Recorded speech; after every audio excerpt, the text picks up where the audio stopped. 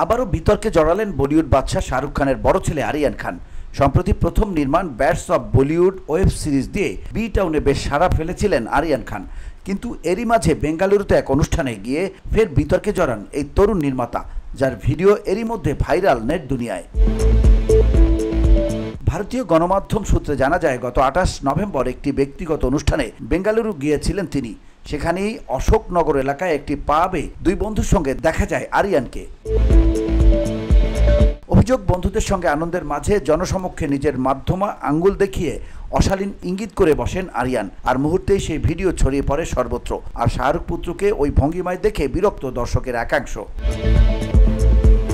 তাদের দাবি, অবিলম্বে আরিয়ানের বিরুদ্ধে পুলিশ যেন পদক্ষেপ করে, যদিও কর্ণাটকের পুলিশের তরফ থেকে এ বিষয়ে এখনও কোনো উত্তর মেলেনি।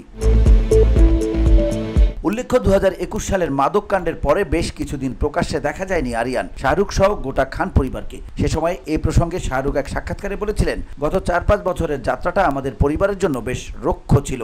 আমি জানি কোভিডের কারণে নিশ্চয়ই আরও অনেকের ক্ষেত্রেও তাই। আমার সব ছবি ফ্লপ করে, অনেকেই আমার ক্যারিয়ার শেষ হয়ে যাওয়ার কথাও লিখে ফেলেছিলেন।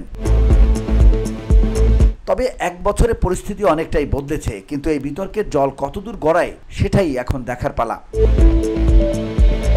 VOD Bangla news desk.